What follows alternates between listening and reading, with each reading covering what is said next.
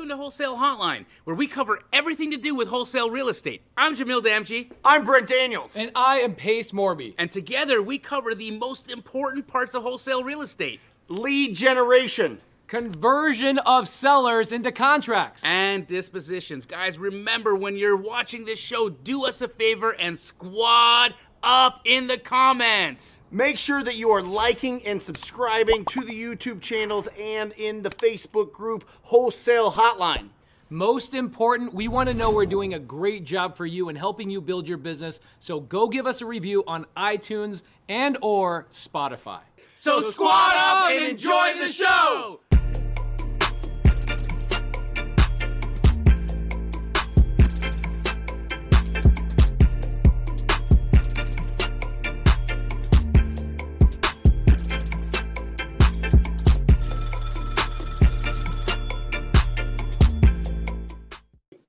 Welcome to Wholesale Hotline number 237. What? My name is Brent Daniels, Mr. TTP, Mr. Talk to People, and I am joined in studio for the first time in years, once Pace shows up here in about 5 minutes. That's the rumor. All four of us. That's crazy. All four of us. How long has it been? Have we? Jamil JMG, Have we Jerry been together? Norton, Pace Remember, Morby. When's what the was last that, time we were all 3 together? years ago? Yeah. In Remember we were person? in your podcast studio. Oh, that's Yep. right.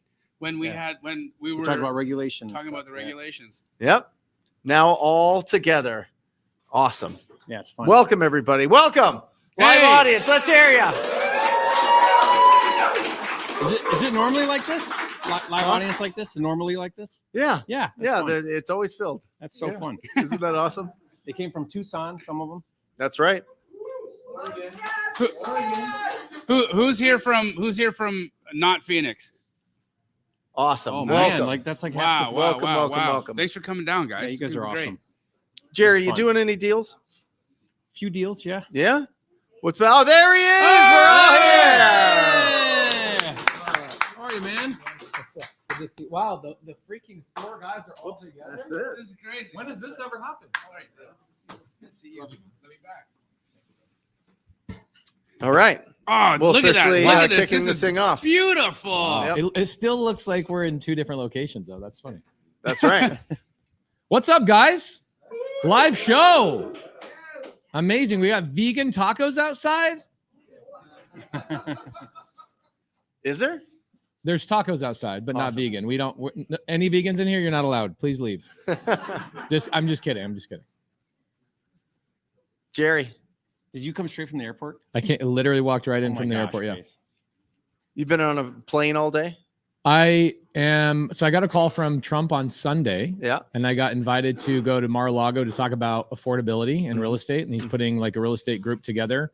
And me and 3 other guys are flying out there. So one of the guys is in Utah. He says, hey, let's take my jet. I go, perfect. I'll be there Monday morning. We'll go over there. We got a call from like 11 o'clock this morning after I landed. Hey, we're going to move you guys to tomorrow at 7 p.m., not tonight at 7 p.m. And so I went up, saw my brother's grave, and visited a couple of friends, jumped back on a plane to make sure I made it for Wholesale Hotline. Wow. Awesome. So you're leaving again tomorrow? I'm leaving again tomorrow. Oh my yeah. gosh. Wow. It's no different than any other day. I love that we can answer the questions right here. This is great, Well, bro. I Hey. want questions coming from here. Oh, you do? Right? Okay. Have people come up. Any questions that you guys are working on? No Any vegan deals that you guys are questions, though, okay? closing? No Just took vegan that away. questions. Bring it up to us. Oh, thank you, brother. I appreciate All it. right. Wow, you're the freaking best. Gosh, dude. Anyway, Jerry, what deals are you doing? Let's jump right in. What's Oh, working? Man, lots of wholesale deals. I got probably a dozen flips going on right now in some different places. Mhm. Big luxury going on. Yeah, just all kinds of stuff. It's great. What? Exciting. Which one is more? What is the most exciting? The most exciting. You've got a hotel. You've got an 11,000 square foot house that you're building in That one's pretty Puerto exciting. Rico. You've got just a dozen other regular flips. Mm-hmm. Yep. So I mostly do in my key markets that I, target about 80% wholesaling, about 20% flipping. Mhm. Sometimes that gets a little off, but I try not to ever be too heavy on flips. We've talked about it on here before. Flipping is not really it's a very hard business model to Mhm. like automate Yep. or scale. Yep. So I like to do some flips, but I just want to be really careful not to take on too much of that. So How do you feel about flipping right now? Like where as somebody who is a constant fix and flipper, you probably turn the volume up when you feel there's going to be a lot of demand. You probably turn it down a little bit or only do really deep deals when things kind of flatten out. How do you feel Not right really. now? I don't really base that decision on the market. Okay. Because I feel like if I put out a good product and I price it right, it'll sell no matter what's going on in the market. Yep. It's more about, does it fit the criteria for something I want to take on as a flip? Got it. Does it fit So the that deal's bucket? got to fit Jerry. You don't chase the deal. You're not timing the market. It's got to fit your lifestyle. It's got to fit your needs. Otherwise, it doesn't pass the Jerry test. Exactly. You don't put Jerry in that. a box. You know what I'm saying? Yeah. Yeah, that's love how it. I looked. Yep. And so I like to look at it like this. If you're going to take on a fix and flip, it better be a home run. And you better be very clear about what your definition of a home run is. Everyone's going to have a little bit different. My definition, like today, is it better make at least 6 figures and it better be a cosmetic rehab. So not a complete redesign, not tearing down walls, not a gut. Try to stay. Not that I haven't done those. Help us understand. Yes, I got one right now. Bought it for 500. put 100 into it. Okay. Did it in 30 days. Okay. Listed it, and we're closing in a week for 805. Where's that? In Puerto Rico. That's a Puerto Rico flip. Wow. Yeah, but that's the kind of numbers I like. So we'll clear 150, but it was literally a 30-day rehab, like in and out. And are the construction costs and material costs lower or higher there? I mean, Home Depot's Home Depot, right? Okay. Yeah. How about the people, like the trades? I mean, that's hard everywhere. It's hard there. It's hard here. Contractors are that's just a tough one. Okay. Right? I don't know. I've never found anywhere where Would I figured out that contractors. same remodel have been $100,000 in mainland? Yeah, it's competitive. Okay. Yeah, it's competitive. Wow. The only way to do the contractor thing properly is to build a crew and own that crew. Yeah. That's Which I'm it. not a It's- fan of doing that. It's either, what your but, yeah. sister does. It's what I do. Yeah. In Puerto Rico, or not in Puerto Rico, but in Montana, where you and I both live, I had to bring my Mhm. Arizona crew up for the whole entire summer because they were 1/3 the price and 10 times faster. Mm. Yeah. Right. But like literally I got my barn framed out by a crew down here for 1/3 the price. By the time a Montana crew even gave me the price on the barn. Wow. Right. Welcome to not owning your crew and having a pre-existing relationship. So somebody actually in the comments asked a question, what's the process and steps to getting a good contractor? Ask people who are doing active flips. If the contractor needs work, wrong contractor. You should be begging the contractor to work for you because he's so busy and so many people are requesting him. It should not be like, hey man, give me a chance. I promise I'll do a good job for you. Those rarely work out. The best ways for us to have built a crew is I notice a guy on like a tile crew and I go, you're awesome. Do you ever want to run your own tile crew? And I'll give them an opportunity type of thing because they're going to branch away anyway. Yeah. So that's a good way to do it. But Yeah, we call that poaching. So what we'll do is we'll go on other job sites. only in Puerto Rico is that poaching. You go on another job site. Now, if you do this, ask the contractor, are you independent or direct with the owner? Because if they're W-9 or W-2 with the builder, then you can't really ask them to come do work for you. But a lot of them are subcontract and they'll do more work for anybody else. So we'll Sure. ask them that, and then we'll look at their work, and then we'll ask them to bid our projects. But it's a great way to find them is on other projects. And like Pace said, we get most of our contractors from other flippers. So I'll call Pace and I'll say, hey, Pace, who's your drywall guy? I need a drywall guy. And Pace isn't going to refer his drywall guy to me if he sucks. Right? Sure. Because now he'll look bad. And And the drywall And he guy's looks- not going to run away with your deposit because you got referred to you by 'Cause- Pace. right. And that's a thing that happens in the world of construction all the time with good people and bad people. The organization sometimes with contractors and their money management skills can be a little bit on the side of Yeah. needing work.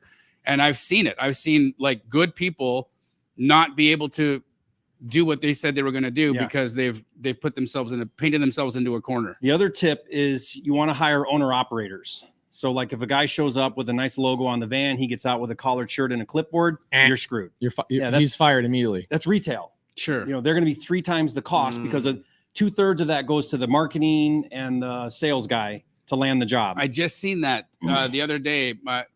My doctor was getting a mini split put into their office. It's a home office. It's like a naturopath, so it's not like a medical center. And I'm like, oh, cool. And she said, yeah, I can't believe how expensive it is. It's a mini split, right? We are doing mini splits for like $700. Yeah. Yeah, Scottsdale Air charged her $6,800. Yeah. And what's great is that somebody probably would think that's a good price. That's also been charged $9,000 by, one of those big retail outfits for the same thing. Insane, But they right? called somebody out of the phone book. They came out. There was an estimator. There Yeah. was all, that's But retail. Here's the thing is, as a contractor myself or an ex-contractor, I woke up this morning and I prayed and I said, you should "Thank get you that so should be your much." first tattoo, ex-contractor. Ex-contractor. So there are different categories of contractors, and this is the problem: is that a homeowner should not be working with the type of contractor we as flippers are working with, because our contractors expect us to know all of our answers before we start the renovation. Right? Like, you're going to find some things when you open up a couple of walls, like, oh man, I thought this was going to be a little bit different. Can we change this and that? When I was doing homeowner remodels and extensions on people's homes, it's an absolute nightmare. Mm-hmm. And those contractors should be charging so much more money because it is absolutely not worth the pound of flesh that it takes out of you. But the contractors that work with us, like Jerry walks in, he goes, I know what I want. I know how fast I know. Here's my budget. Use these kind of finishes. In fact, he says, just use the finishes from my last house. Contractor can go in, doesn't need somebody communicating, doesn't need somebody updating on paperwork every single day. But a retail homeowner, stay-at-home housewives were the worst clients I ever had. Yeah. Because they had vacant. They had nothing No else one's to there. do. They were living in an Airbnb while we were doing the renovation. Man, I learned some freaking lessons. I was like, people would call me, go, hey, I heard you're really affordable. I'm like, yeah, I am. And then I would take these jobs and these people would live in the house while I'm doing the renovation. And I'm like, I got to charge more money. No, what I started doing is just being really rude up front. If you live in the house, I will not take the job. You need to go stay in an Airbnb, and whatever my time frame is that I quote you, we're going to double it and then double again, because you're going to change your mind on every single Friday. When I pick up a check, we're going to tally up all the change orders you made Monday through Thursday, and you're going to give me a check for the change orders before I do them. Mm-hmm. Man alive, I learned so many things. So I witnessed that on a project we did. Oh, yeah. Like, I was with a group of investors. We went in on a property together, and we hired Pace as the contractor, and he does a phenomenal job. But we had a lady in the mix who really, considers herself a designer. And oh my In God, other words, she changed her mind 1,000 times. dude, I there was a point where I call Pace up and say, I'm so sorry. I was fine, but like, what was challenging is she got sick of me going, hey, that's a change order. Hey, that's a change order. So she started going to my guys when I wasn't at the property, Hey, can you because change she this? literally lived next door. Mm-hmm. So it worked out great. I think you guys made good money on the deal, and it worked out all good. But it took 2 months longer than planned and went over budget $40,000 or $50,000. But the homeowner doesn't understand that I'm not over budget. Yeah. You are. Right. And as long as the contractor's communicating, so a homeowner needs a different contractor than you need, and then you need. Mhm. We need contractors that do not call us, do not say anything. You're just at the house every single day. The job is done. $100,000 in 30 days is like Rahima, your sister. Yeah. Like $100,000 renovation in a retail setting should probably take about 4 months, probably, because you can only do certain projects at certain times. You can't just come in there and do demo and do it all at the same time. Plus, I doubt you got permits. No. Yeah. So with retail stuff, Puerto you want to make Rico. sure you get permits and the right everything. So fix and flips, man. It seems like they are on the rise right now. Mm-hmm. We have another rule that's, I think, really valuable, which is we never pay for work not yet completed. Mm-hmm. Now, every contractor is going to tell you that they need half up front to No. what? To what? Start To buy buy materials. materials. Yeah. No. No. You went over budget on your last Yeah, project. this is You need to Ponzi pay your- time. yeah, it's Ponzi time. So what we Yep. do is we buy the materials directly. I get the points on my credit card. Now there's no excuse as to why you can't start. And then we do draws every Friday. And if you want to get paid on Friday, submit your invoice on Wednesday. It has to be verified and validated. So someone has to check the work, approve it. So we have I call him a NARC, but it's an independent person that will go check the work. Because if you're not there every day, they're going to tell you whatever you want to hear. And then if they approve it, then we ACH, no checks. We ACH direct deposit on Thursday. So it hits their account on Friday. Now, if they submit an invoice on Wednesday and the work's not, it's not approved, you wait till next Friday. And they're going to cry and they're going to throw a fit and they're going to threaten to leave the job, all those things. But very quickly they'll learn your system. And if you do that, you're not going to get screwed by a contractor. You get screwed by a contractor when you get upside down, we call it, where now they're running the show because you've you've overpaid overpaid. them? Yeah, And so you now fi- they you- call the shots. You're embarrassed to text them and go, "Hey, what's going on with the project?" Because that guy owes you $20,000 Yeah, or you're upside down. $30,000. Yeah, it should be every Friday based on work you're completed. You're and if they're- literally held ransom. in Yeah, you're those- held yeah, you're ransom. held It's ransom. the worst Yeah. feeling ever. It is the worst. And then I get people to call me and go, "Hey, I didn't pay attention to your rules and what you said. What do I do?" I go, "Get another contractor. That guy ain't coming back." Yeah. You paid him to leave. You rewarded him. He's going to leave. Goodbye. See you later.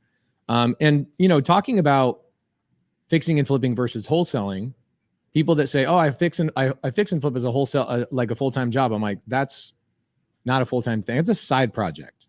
You cannot rely on your fix and flips because it's so hard to scale. The number one thing it's hard to scale is not finding deals, not finding money. It's how many contractors you can have running at the same time. Mhm. That system is the hardest part. It's not, I'm a fix and flipper. It's, I'm a contract manager. Right. I'm managing contractors all day long. And I would say that, you see people on Instagram that go, "I have 12 flips going on at all times." And I'm like, yeah, but what happens with when rates go up and people stop buying? You end up getting stuck with these things. It's not a reliable business. Wholesaling is a really good, reliable. If you're looking for active income and you want to quit your job, wholesale is the more reliable thing. Fix and flip is a side project that gives you cash to do other stuff. Let me ask you about that, because Jerry and I were talking about when we got into real estate, we're like, we're going to buy rentals. We're going to get the passive cash flow, and then we're out of the rat race, right? Yeah. And then Purple you Bible, realize that these things, $200 a month in cash flow is not enough. That you need to have significant reserves for Yeah. any kind of maintenance, any kind of vacancy, especially if you're having property management. Well, all it of shouldn't. It those should things. not be called $200 cash flow if you have not considered those things before you call it cash flow. Right. First and foremost, cash flow is not how much money is generated after your rent and your mortgage are considered. Thank you. It is everything. And so I listen to people on Instagram. I'm like, you obviously don't own rentals because you said I have $400 a month in cash flow.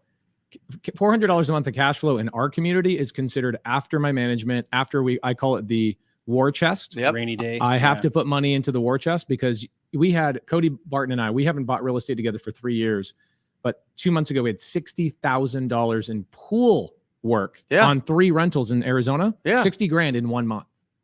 Yeah. And we dipped into that rainy day fund, that war chest The fund. war chest have to. But $200. Here's the thing, because I disagree with you guys strongly on the rental side. Mhm. You guys, well, he doesn't pay taxes. You pay a lot of taxes. Yeah. I don't pay any taxes. Right. So I could make half as much money as you and still make as much money as you because I keep it all. Yeah, but you are buying extreme amount of houses. Not really. The average per I you wish we had a only get- whiteboard. If I the whiteboarded average it, depreciation that you get on a house is 3.63% of the value of the house if you go long term. If you go short term, who goes accelerated long-term? appreciation, if you go accelerated, you're stuck in that house no matter what. You got no flexibility. Or you have to pay those back. I'm not trying to sell the house. Right. That's the thing. That here, But you like, might right- need to.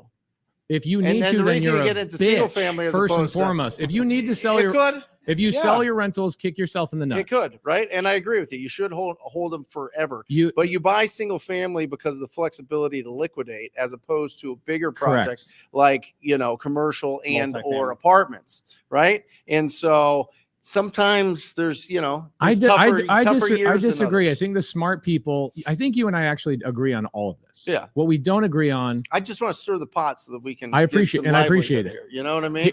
I'm It's all right. like somebody slaps somebody in the audience. Right and now- everybody's like quiet. Right now, I'm harvesting. Yeah. I'm harvesting about 10 propities right now. Okay. Okay. It's a total. Harvesting. What does that mean? Harvesting means I bought, and there's so many things I disagree with. Chris Rude, for example, emphasis on your last name, one of the most rude real estate investors I've ever met.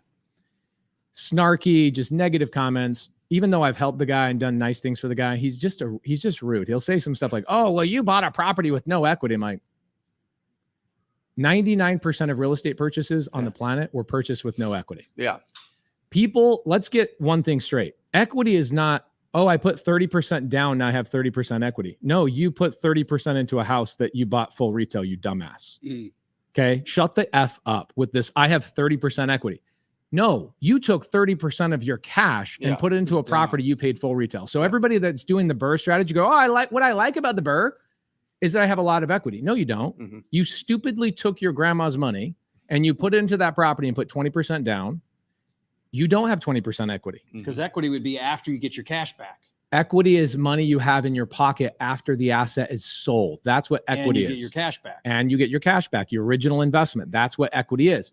So I bought a property. I'm selling it right now, 2720 North Sterling Avenue in Mesa, Arizona. I'm I currently remember that's one of your first Airbnb. You're one of your You're first. selling that? I'm selling You it. can't sell that one Why? Because you want to stay there? because it's got such cool It's got- story. I around know, it. but history. it has. Yeah, it's got full- history. I bought it. It's like nostalgia. Here's how I bought it. I bought it sub 2. I gave the seller no money. I paid the agent $2,500 and Doug Hopkins $2,500. So it Yeah. was $5,000.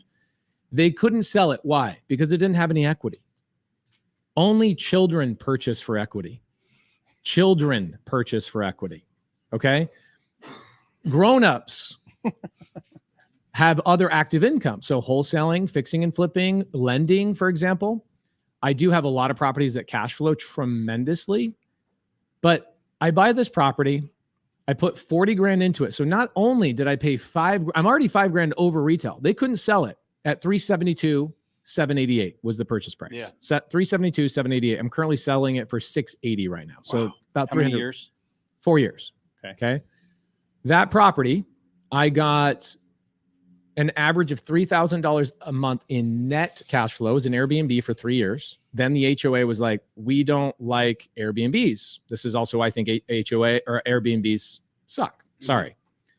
They're hard. You're constantly chasing legislation. That's why it's Mhm. better just to go with Especially regular, here. boring stuff, especially here. In Atlanta, I got caught with my pants down a couple of years ago. Atlanta outlawed Airbnbs. I had to reposition 15 of my Airbnbs, and that wasn't a fun situation. Right. This property, about a year ago, the HOA decided, hey, we're going to crack down on you. We've been sending you warning letters. You've been ignoring them for 3 years. That's what you do. And finally, they started billing us and taking it seriously. So we said, let's turn it into a regular rental.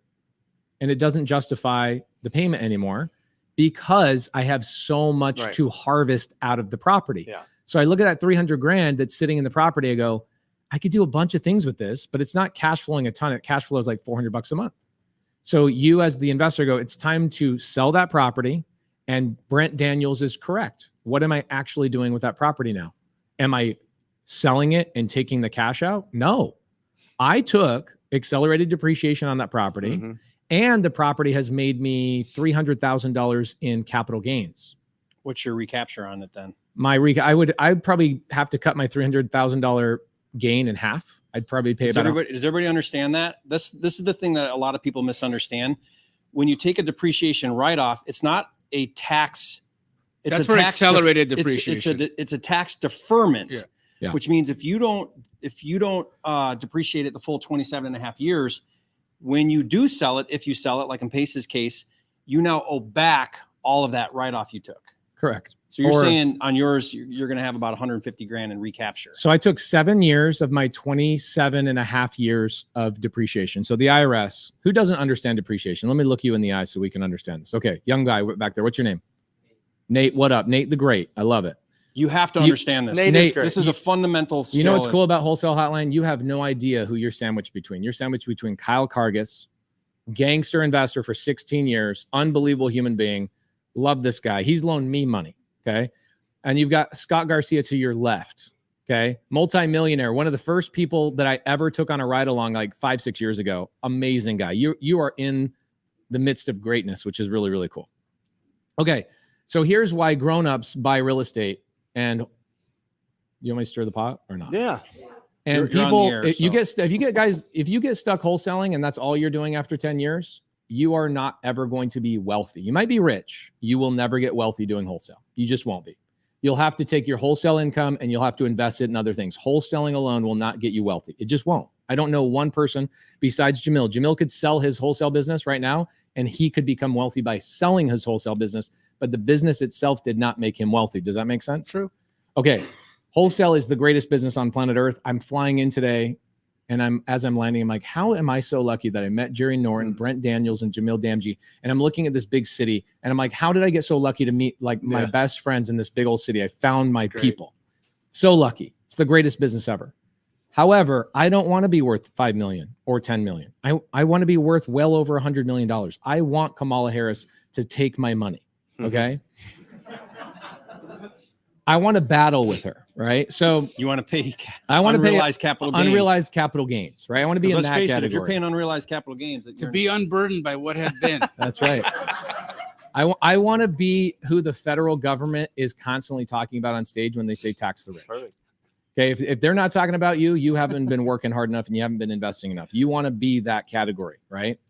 The problems you want to have are, how do I dodge these taxes legally? So the IRS has this amazing code. It allows you to take the value of a property and they say, hey, we're going to reward you. It's actually a reward. We want to reward you for as the real estate investor for providing affordable housing to the economy, because we, as the U.S. government, are piss poor at this, right? Do you guys see what LA just did with this big sky rise? They're putting homeless people in it. It cost them $600,000 per one bedroom condo. They took taxpayers' dollars. Cost was $600,000 per one single bedroom. Mhm. As a builder, you could do that for like $45,000 to $100,000, right? That's crazy. Okay, so the federal government knows this, and they say we want to reward people like Kyle Kargas and Pace Morby who buy and hold real estate. We want to make it so if you hold real estate, you pay less federal income taxes because we're rewarding you with something called depreciation. Okay, now it's the weirdest formula.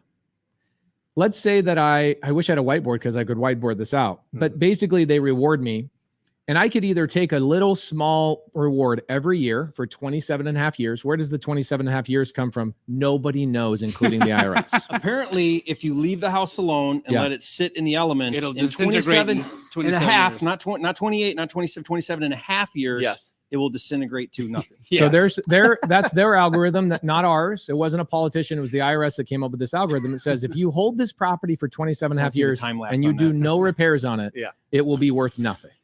So we're going to give you a tax credit every single year. Okay. We're going to give you a reward for owning it. Well, guess what? People like Donald J. Trump, for example, or other Republicans, they come in and go, why don't we let people take like 7 or 10 of those years up front? So that's called accelerated depreciation. So I can take those rewards 7 years in advance and take them all on day one. So when I bought the house on Sterling, I got like a $90,000 tax savings in my first year.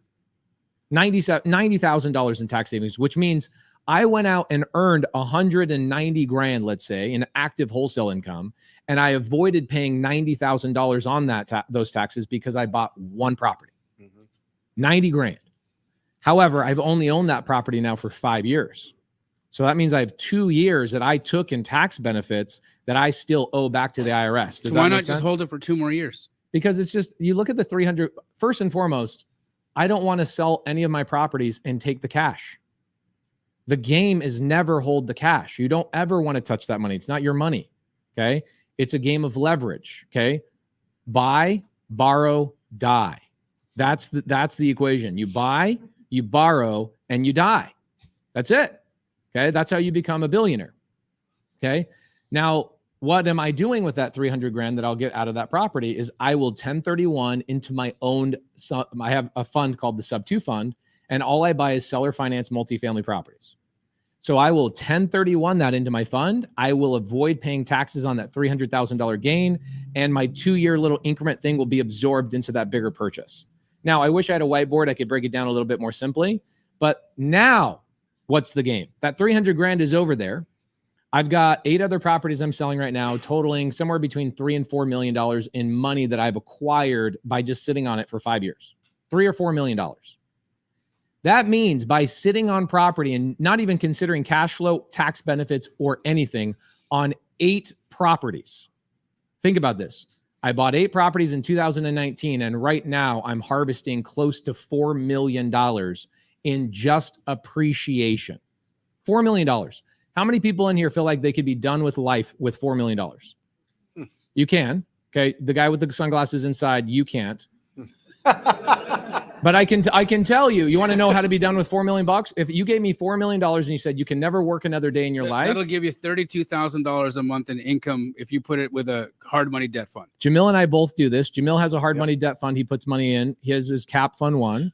I put money into a company called Lone Ranger. When I have cash, I never have it sitting at Chase or Bank of America. Where does my cash sit? My cash sits at a company called Lone Ranger. Lone Ranger pays me 10 to 12%. You're going to write this down. They will not take your money. Cap Fund 1 will take your money. So talk to Jamil about that. Cap Fund 1, they'll take your money. They pay you every month? Every month. Every Yeah. month. 10%. And guess What is it? how 10, easy it is for 10. me to get my money out? 30 days. I just 30 30 days. days. I'm liquid in 30 days. Lone Ranger takes a week. So I go, hey, I'm starting my own a new business and I'm pulling $500,000 out. I never, ever, ever have money sitting in a checking account at Chase or Bank of America, ever. It's not smart. Other than my payroll and my rents and all those types of things. My operating expenses, I have 3 or 4 months always in padding on all of my accounts, but my own personal cash always sits in Lone Ranger somewhere else. When I sell these properties, I do not harvest and take the cash. I sell them and I roll them into something else. Now, what's the next step? At some point, that multifamily property I own, I will refinance that property when rates go down. I'll suck all that money out, all tax free, because I bought, It's dead. I borrowed, and I then will die. I'm never ever taking a gain. So I will borrow $4, $5, $6 million. And then what will I do with that money? I could keep buying. I don't need to buy more in my life. I will probably give it to Cap Fund 1 or give it to somebody else and just sit on it 10%. If anybody in here had $4 million, you just go to Lone Ranger, they'll pay you 32 grand a month for the rest of your life. For real. Like For real. You're done. And the money shows up. And I see a lot of YouTube videos. People Every go, month. there is no such On the thing as 5th. passive income. There's no such thing as passive income. Yes, there is. That's true passive income. And you're taxed way less than on active income when it's Yes. passive income. It's like 20%. If you guys want a connection at Lone Ranger, email me, pacejmorby@me.com. I'll tell them that tell them that you sent me. I do not get paid. Do they have a minimum? They have a minimum It's usually amount. I think 50. it's like 50 or 100 grand. That's it? Yeah. Minimum 50. And for me, like I had $1 million in there last month and I only had it in there for 3 months waiting for the next thing for me to purchase. And I told my team, I go, hey, I need $500,000. We're putting into something else. And they said, great. Where do you want it? And it was initiated Tuesday, received the money on Friday. Guys, January through October, you pay taxes and interest. The average American pays taxes and interest. January through October, we all have a business partner, Uncle Sam. All of us, we do. And what Uncle Sam is telling us is Well, like, I think you do. I do. Jerry does. This. well, what I'm saying is, you get to boot your business partner if you're buying enough real estate. Yeah. Or living in Puerto Rico. Or Yeah. living in Puerto Rico. Yeah. And here's how I Which is look a at it. Band-Aid. I see Unless what we did here. We said we pay no tax, pays tax. Yeah. That's what this how they we separated the two. Hats, no hats. That's you know right. what I mean? However, Brent has such great arguments here is that some people will chase a rental that they shouldn't be chasing Right. and they will not have enough cash flow on it. Yep. And they'll get stuck in a bad situation and go, oh my gosh, I have to fix this roof. And well before they have, I'll tell you a quick story. I'm sorry I'm talking so much. I had an energy drink about an hour ago. So I was partnered with some really good guys. And we said, hey, let's put an LLC together. You remember the guys. Awesome, nice guy. And you actually introduced us. Mhm. And the relationship went really well. But we put an operating agreement together, said, we're going to go buy 50 rentals together and then pause and see how this goes. Mhm. We got to 21. I said, this isn't going to work Mhm. because I wanted to put money into the war chest and they wanted to take the money and put it into their fishing budget. Yeah. And I was like, guys, this is not how this partnership works. We need to put money into the thing. They go, oh, no, these are newer houses. These are all fine. One of our tenants, we sold it on a lease option, which means that lease option tenant should be paying their own repairs. Well, guess what? Sometimes those lease option tenants can't fix a slab leak that's like $7,500 slab leak. Right. So they came back to us and they go, can you just increase the price of the home to cover this repair? So I went back to my partners. I go, guys, we have no money in the account. And they go, well, you can pay for it. And I stroked a check for $7,500. And that was the day I realized I had the wrong partners. Yeah. Mhm. And that was also the day I realized that there's a lot of people that do that exact thing. They try and live off their rentals before it's significant enough and they don't have enough of a buffer and it's silly. And this and the things happen. I mean, they my God, they just Things do. happen. Yeah. And random stuff, right? Not even like you can plan for a roof, you could plan for small upkeep and maintenance, But then we're in Phoenix, Arizona, and a microburst happens, and your property is flooded, or it's got all kinds of things going on. You're like, what the heck? Yeah. You know, and you got a $20,000, $15,000 repair, and it just it's like it happens randomly. Yeah. And so you have to have these. You have to have the war chest. You need to have the savings available, otherwise you will get caught with your pants down. You will. And I see a lot of people that buy in Ohio and Iowa, and they're like, oh, I'm buying because the cash flow is great. I'm like, what's the cash flow? It's $400. I'm like, bro, that state appreciates like 2% a year.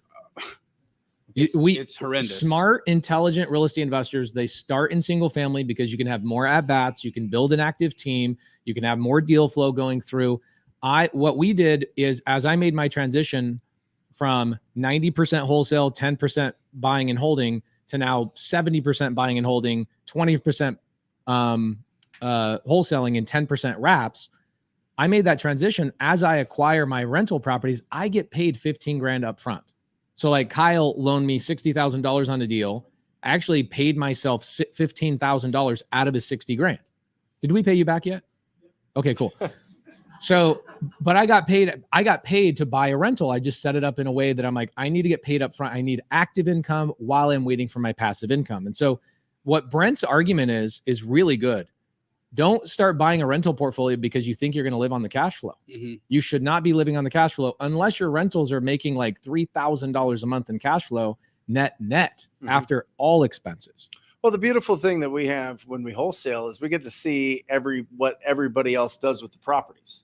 Are they going to buy and hold it? What strategy do they use? You know, there's strategies now where people are going out and they're getting private money lenders. They're covering everything, the whole cost of everything, the fix up, the purchase, everything. They're putting a tenant into it, and then they refinance out of it with conventional financing. And now you've got you bought a property that's a rental they can hold long term. But guys, these guys, the people that are doing this strategy of buying and holding these, they already have enough active income. Yes. Do we understand that? Yes. These are high earners that are buying properties to keep because they have good jobs. They went to school to be CPAs or CEOs or doctors or attorneys or all of these highly paid like 1099 type people, right? Or maybe they're W-2'd, but they're getting huge bonuses. This isn't just you just go out and you have a little bit of money, so you're buying rentals. If you just have a little bit of money and your active income isn't going bananas, I'm talking $30,000 a month, find ways to find deals, sell those deals to the other people that are buying them, and build up your income, and you get the experience. And that's why I think you should think about the baseball analogy, right? You're going to come across singles, doubles, triples, and home runs and grand slams. So wholesale the singles, doubles, and triples to the other dude in town or girl in town that is okay with skinny margins, and you keep the really good deals. Yeah. That might be one you add to your rental portfolio, or if you keep it can, as a fix and flip. Unless you get something creative. But for the most part, if you're trying to buy these long term on your own credit score, on your own debt to income ratio, you have to have 2 years job history. You have to have a 700 plus credit score for these properties, right? You know, to refinance out and do those Burr type strategies, right? Go find some ugly houses, talk to the owners, and sell those to the people that want to do other strategies. See if it works out for them. If it doesn't, you don't risk anything. I'm telling you, more people give back to the real estate industry on trying to do flips and holds before they really understand what's a good deal. That's also why I think everybody needs to learn how to do acquisitions. Yes. Because if you learn how to do acquisitions, you learn sales and marketing, you learn how to identify and secure good deals, you will never go hungry, because you can now keep all the meat on the bone when you want, and you can off it to somebody else when you don't want it. But you have to learn how to do acquisitions. But your guys' audiences, and I'd love to hear this all. What's the end goal? What does everybody want at the end of this real estate journey? Here's what everybody wants in life, including all four of us. Yeah. To wake up in the morning, not worry about what we're going to wear. We want to wear our pajamas and wear our Crocs. Right. Maybe not even take a shower that day. No alarm clock. No alarm clock. Go to the grocery store and not worry about how much money's in the account. Yep. I don't think most people really want to have a yacht. I think most people don't care about a private jet. Most people just want to wake up in the morning and go, I want to do what I want when I want. And some of them have no idea what that dollar amount is to reverse engineer. But most people just don't want to work. Truly. Yeah. That's it. So that could- Generational wealth. 20 grand To a be month, wealthy, 30 grand a month. right? I think they want to be rich. The more people I talk to, I'm like, what's your FU money number? And they're like 20 grand a month. I'm like, all right, Wow. that's like my weekly budget. So, but 20 grand a month, remember when we were younger, 20 grand a month was a lot of money. Yeah. I And remember there's- when we had our meeting in here, and I told you guys I was taking home 10. Yeah. Oh, and yeah. You guys, and you were taking home 160. Yeah. And I shit myself. Wow. Yeah. It was literally in this room like Yeah. 4 or 5 years ago. Yeah, Brent's got whiteboarding. Yeah, I take home $136,000 a month. Yeah. I took notes and I was like, okay, so I should be taking a paycheck. Okay, got it. We were just leaving all the money in the. I was just at Keeg reinvesting Lee, every like- dollar. I Well, wasn't taking and that's anything home. investing in assets. Yeah. And that makes sense. And I think you were talking about it before is you make the money and you put it into assets. You got to Yeah. put it into assets or you're always going to be on the treadmill, right? Yes. You're always going to be on the treadmill. But some people aren't even on the treadmill. Some people don't even have running shoes Yeah, and they're buying rentals. that's true. I do see that. You know? I do see that. And the problem is people don't understand the phasology. So I'm in Miami a couple weeks ago with Jamil. We both went and spoke at an event. And I have this uncanny knack for being able to like look at somebody and know everything about their future. It's the weirdest thing. And so and this their personality profile. everything and what color boxers they're wearing, everything. So I have this woman come up to me and she runs up to me with her mom. And I'm in the hallway after I spoke, and I've got this massive amount of people that just run up to me and go, please dissect me. Please tell me what path I should take, because not everybody should do what I did and what you did, right? Brent had a different path than me. He was a real estate agent first. I was a contractor first. We all kind of have different paths. And so this girl walks up to me and she goes, tell me what I should do. And I go, anything but wholesale. Yeah. And she goes, why? And I go, because I can tell by the brand of your dress. I can tell by the purse. I can tell by the shoes you're wearing that you work at a high income job. And she's like, how do you know that? And I go, because you did everything perfectly except your hair. And your hair is pulled back in a bun. It looks cute. I'm not saying it doesn't look cute. I'm just saying it was the one thing you knew this morning as you were answering emails and texting back at work. It was the one thing you're like, I can justify not doing my hair this morning before I go down to the event, and I can still look proper. You have more of a corporate feel about you, and da-da-da. And she's like, oh my gosh, how do you know about? I go, let me guess. You probably have anywhere between $500,000 to $1 million in the bank sitting there doing nothing other than providing you safety blanket. She looks at her mom, she's holding her hands, and she's like, I have $512,000 sitting in my account. This was all recorded, by the way. I said, you're never going to leave your job. You love your job. You built your whole entire career. I go, you're probably a doctor. I go, you're an attorney. You don't own your own practice. You bill other hours for other people and you work somewhere else, but you get paid a lot of money. She goes, oh my gosh, you are. I go, so what have you been doing? She goes, I've been trying to wholesale for 2 years. I go, you are not a wholesaler. Yeah. You should be buying and holding, or you should be deploying your capital. And so I gave her a game plan. I said, here's what I do. Take $100 grand out of your 500, go be an LP in somebody else's deal for 12 months, see how they operate, visit the asset, visit the team that's doing the thing. And you should probably be raising capital. And she's like, why would you say that? I go, because you're around attorneys all day long that make $1 million a year. Everybody else out there is paying $35,000 to learn how to raise private capital for multifamily deals. And you are around all the people they're trying to get in touch with. By the way, after Wholesale Hotline, we're going to do some palm reading. Yes, that's right. Stick around. So not everybody should be wholesaling. If you already have, I have a gal in the sub 2 community. Her name is Yatong. She's a lender and she makes $250,000 a year. She works 2 days a week. And I go, do you love your job? She goes, I love my job. I'm like, then don't quit your job to be a wholesaler. Well, I just see you and Brent and Jamil and Jerry, and I see you guys wholesaling. And I think I'm like, Yatong, I'm not a software developer and I don't love my software development job. Do not compare us at all. And I think it is really hard for people to figure out what their game plan is. And I know you spend a lot of time giving people game plans and game plans and game plans. And that's why people communicate with us, is because we can say, when you are wholesaling, start here, or, hey, you should start buying rentals at this point. I don't think most people know where they should start. Yeah. It is the most. Does anybody feel this way? You're always like, I hear all these things, 25 different things. And you always say, what is my next step? Anybody feel that in your bones? Okay. Well, I think a lot of people want to be entrepreneurs, right?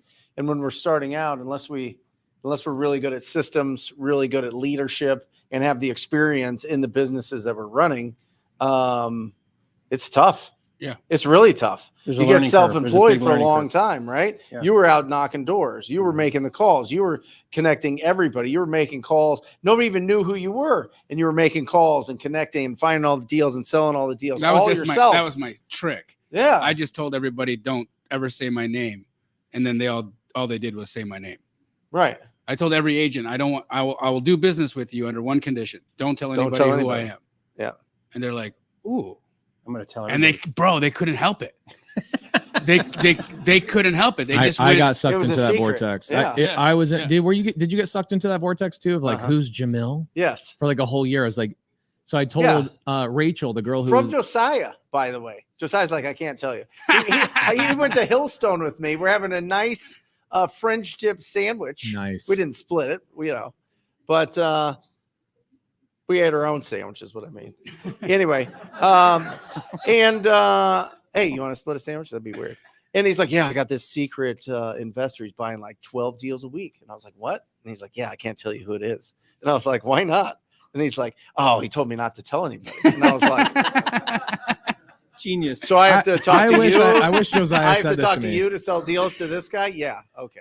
Got it. Did you learn that on the school bus or something? Like, don't tell anybody. I know. I'm gonna tell I, you something, but you can't tell I read anybody. it in the 48 Laws of Power. Actually, it was like create a mystery, Right. Yeah. and the Okay. more you can do that, the more they'll talk about you. The more it spreads, and it'll work. And That's it did. great. Yeah, it was great.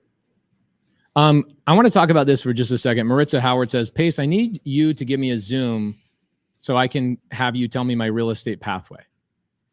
I'd say the biggest problem with most people in real estate is that they have a lack of patience, right? It's this Yes. double-edged sword. You have this massive drive as an entrepreneur that to the point where you're willing to go out and knock doors. You're willing to go talk to agents and sellers and learn new scripts and put yourself in uncomfortable situations. That's how big your drive is that you're willing to be that uncomfortable. And with that drive, on the other side of it, the double edge is that it comes with a massive amount of impatience. Mm-hmm. And so people are not willing to water the seed of their orchard long enough to actually see the fruits. Mhm. And so what they do is they'll hear somebody say, like Ryan Pineda, okay, will say, oh, fixing and flipping is the thing. Fixing and flipping is the thing. And I see them go buy Ryan Pineda's thing, which is great. Ryan's a great guy. And then 3 weeks later, they're asking me a question like, hey, I got this thing. I'm raising money for this multifamily thing. I'm like, weren't you just doing fixing and flipping like 3 weeks ago? So shiny object syndrome. Shiny object syndrome is part you don't know who you are Mm-hmm. because somebody else has told you who you are your whole entire life. And I'm talking like Jerry knows this better than anybody else. Anybody ever walk your kid into Target or Walmart? Some of you young kids have never gotten laid. You don't know what I'm talking about. How many parents in here you've guided your kids with your hand? Okay. You've held their hand, and as you're walking into whatever ice cream shop, Target, whatever, they're moving a little bit too fast, and there's a car coming, so you pull them a little bit. You might not say anything, but they can feel it. Literally from that age, both spoken and unspoken commands and demands are telling them what to do, when to do it, why not to do it their entire life. At what point in your life do you wake up and go, nobody's holding my hand anymore? This is why they stay at their job. This is why they go to college. This is why they do those things, is because somebody is guiding you. There's a pathway and there's a light on that pathway, and you don't have to second guess it. And it's not until you look up and you realize this is not the life I want. And oh my gosh, I'm 45 years old and I got to do something to change this. You've now been conditioned for 45 years. So Pace, I think about it like this. Tell me if you guys think this is the right filter. Okay, so if you're thinking about real estate for whatever reasons, do you have time but no money, or money but no time? Because there's personality, and do I like this, talking to people, whatever, all those things. But before that, do you have time but no money, or do you have money but no time, or somewhere in between there? Because that's going to dictate, isn't it, quite a bit about what you decide to do? I mean, that's going to at least filter out a lot of things.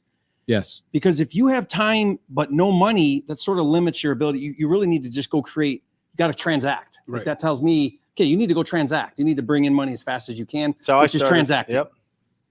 If you have a lot of money but no time, wholesaling ain't for you because that's a hustle sport. You got to get down in the trenches Yep. if you're going to do that well. So you think buy and hold? Well, yeah. So it means wholesaling, maybe not. So you're just sort of filtering down based on those. So if you those- have money, but you don't have the time, buy rentals. Yeah. I Yeah. mean, that's kind of what Pace was saying. Right. You got a lot of money. You're not meant to wholesale. You got a lot of money. You have a tax problem. You have active income. Mm-hmm. Wholesaling is probably not for you because wholesaling's to create active income. You're already doing that well. Mm-hmm. So why would you want to wholesale? You've already got the active income thing figured out. Maybe Yeah, go and a down person this- like maybe that- land, maybe rentals, maybe something else. They can take that money and they can buy 2-3 properties a year, Yes. right? And they can have their renters pay their mortgages down. Qualify and- for loans with their W-2. Absolutely. They get the depreciation, they get mortgage pay down, they get all the things, all the benefits where they get, and the cash flow is not even an issue for that person because they can leave all of the profits if there's any leftover money from payment to rent and put it in the war chest and let it sit there because if the repair needs or anything like that happens, they can handle that. They're already making money in their active income. That's literally their retirement plan, which I think is a phenomenal thing to do if that's the kind of person you are. Here's a question for you: wholesale. When people say, "Should I wholesale? Should I not wholesale?" I say, "Do you like your job?" And they say, "Yeah, I love my job." Then don't wholesale. Right. Wholesale is active income. Mm-hmm. Mm-hmm. It is one of the most important things I ever learned was where does a deal come from? How to negotiate a deal. I never have to rely on a real estate agent. I never have to rely on the MLS. That is such a valuable skill. But I also hated my job when I started. I wanted to get out of construction so badly that wholesale was my gateway to get out of that. And so most of the time when people are going out for wholesale, I say, it's gonna be active income. So do you have time for a second job? Yeah. And when people say to me, how do you have time to buy rentals and build this thing and go do this and go do all these other businesses? You have lending businesses and all that kind of stuff. I wish I could do that. I have a W-2. I'm like, I also have a W-2. It's called wholesaling. Mm-hmm. Wholesaling should be looked at as another full-time job. Do we all agree with this or disagree? Yes. Yeah. And the hardest spot is when you have no time and no money. Because just like Pace said, you got to do your 9 to 5, then you got to do your 6 to midnight. And that's a hard spot to be in. That's that's me when I started. And that's a lot of wholesalers. You side hustle it until you transact enough to where hopefully then you can full-time hustle it.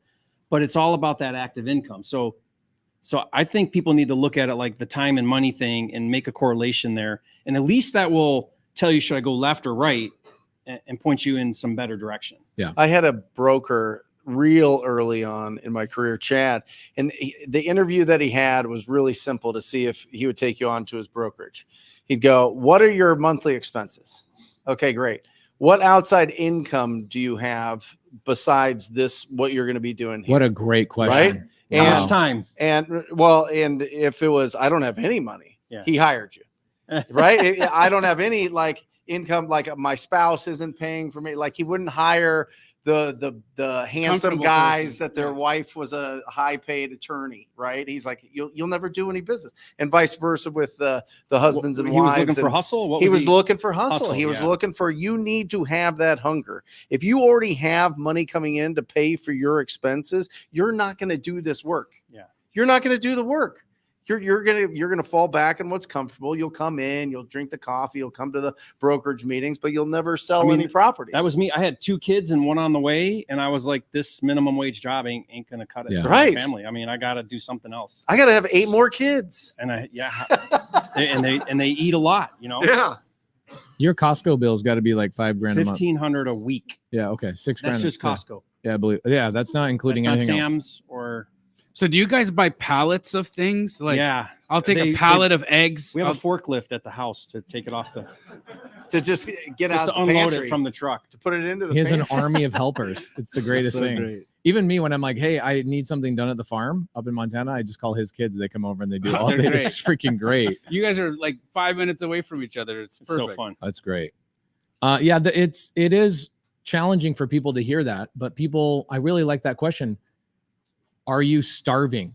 Yeah. Because if you're starving, you're going to go out there and freaking make it happen, right? Well, and also, and you were saying, if you really enjoy your job is it worth the going into to pay your expenses? If not, then you're going to have to do that 6 to 9. You're going to have to do that hour at lunch that you have to call up a property owner. You're going to have to do something that most people are not willing to do, and frankly won't stay with for the long term. Is really finding that nook and cranny in your schedule where you're going to commit to this business because you see a bigger vision and you have that internal fire, that pilot light that's going. If you don't have that, then just make as much money as you can in your job and buy some rentals and do your best. You guys what I mean? remember? Don't fake this. I had a coaching student one time, and he sat down with me and he said, "Okay, I have a really good paying job that I hate. Yep. I want out of it. I want to do real estate, but I've got a family and I've got responsibilities, and I want to do this, but I don't want it to impact my lifestyle. Mm-hmm. In other words, I don't want to make any sacrifices, but I want to build this amazing business that will replace my income and get me out of my job." And I said to him, I said, this ain't for you. You're going to have to make sacrifices. You're going to have to work hard. It's going to be a grind. There's no way around it. But that's what a good teacher, tells you. You know what I mean? The truth. Yeah. Yeah. Tell the truth. I mean, do you guys remember Ace Ventura 2 when he was inside the rhinoceros and he had to squeeze out of the rhinoceros's butthole? Yes. Do you guys remember that? Yeah. Okay. So That's exactly what I was wondering. Right before he got, Before you brought it up. if you guys, well, think about it. If you remember that scene, he's sweating. Yeah. He's taking his clothes off. He's so uncomfortable to the point where he's like, I will do anything to get out of here. Mm-hmm. That's how I felt in my construction world. And wholesale was my way out of that butthole. Yep. You know what I'm saying? Yeah. So I felt as you get out, you're, oh my gosh, and Jared Frankum, he just said wholesaling was what broke my brain chemistry. Mm-hmm. It was his way out. Totally changed his life. It changed my life. It was the gateway to the garden that I needed to see all that real estate had to offer. Without wholesale, I would have never, being a real estate agent would have never been for me. Right. I would have, if I took that path, I would have failed. I would have never become an investor. Wholesale was the thing for me. Yep. And it is the great, like for 99% of people that I meet and in our audience, wholesale is something that not everybody's going to stick with wholesale, right? Like for me, I can see I'll be out of wholesale probably within 36 months, almost altogether, but it's what got me to where I'm going. Brent might still be in wholesale as he makes more money in wholesale than I ever did. You make more money in wholesale than I ever did. I had a different path and a different obsession, et cetera. I think I was so obsessed when I got out of that rhinoceros that I was like, what else is there? And I just wanted to explore and touch everything. And, and I have, which is great. And I found the things that I'm obsessed with now, but wholesale was that magical thing for me that opened everything up. Mm-hmm. And do you think because you had that desire was so strong in you to leave contracting that's why you became so successful at it right out the gate? What Brent's point is like I was starving and I was having people steal from me. I was having people take advantage of me.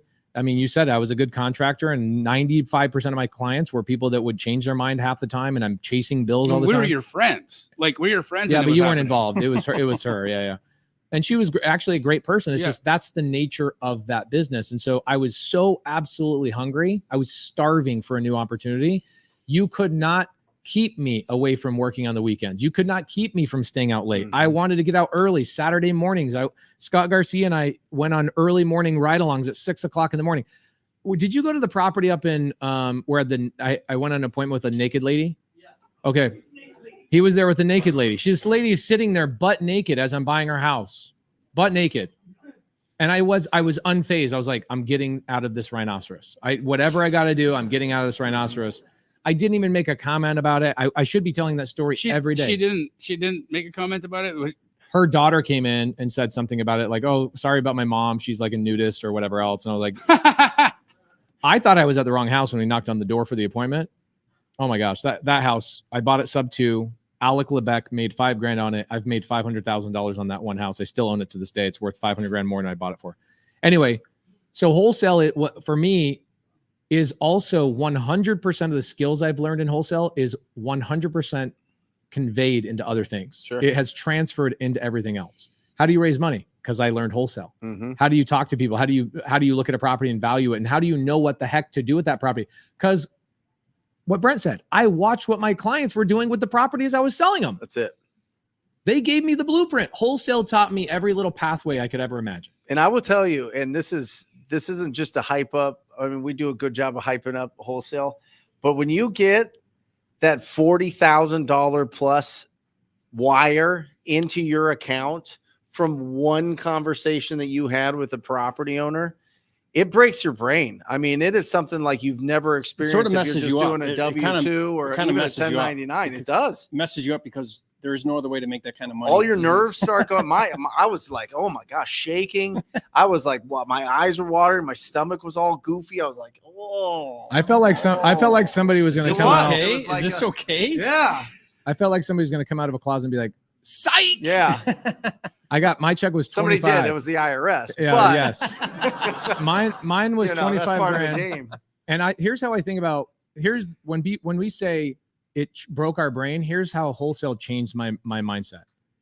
When I want something, and it's 50 grand, I go, oh, that's 4 wholesale deals. Mhm. Yeah. I divide everything by wholesale deals. Now my wholesale deals are never as heavy as Brent's are. He lifts a lot more weight than I do. Come on. My Come average wholesale deal was always between $15,000 and $18,000 net after all my expenses, Yeah. after all my marketing and everything. $15,000 to $18,000 net. So I would just divide everything. Oh, I want a Rolex. I've never bought a Rolex, but if I looked at a Rolex and I was swiping through and looking, so I'm like, oh, that's like a wholesale deal and a half. How many wholesale deals is that on your wrist right now? This one's like 7 wholesale deals, so It's more than that. something like that. It's a Casio, guys. They don't know their watches. It's Casio. That's But it. it's true. I mean, I remember one time I was joking about this with you, Pace, where I had way too many flips going on, and I had all these hard money payments due, and I had no way to pay them. Yeah. And I ran That's out and stress. hustled some wholesale deals and got some money in and paid my hard money. Like it, when you know how to wholesale, it solves all your problems in life. I mean, it literally saved my wife. Like we were mattress on the floor poor. She gets C. diff, which is a Bad. really, really terrible bacterial infection that can't be cured by an antibiotic. Well, regular antibiotics. And I'll never forget. It was a Sunday afternoon. I'm sitting at my kitchen table. She's on the mattress in there, sick as hell. And I have a deal under contract in Scottsdale, and I'm trying to sell. I have like $10,000. What year is this?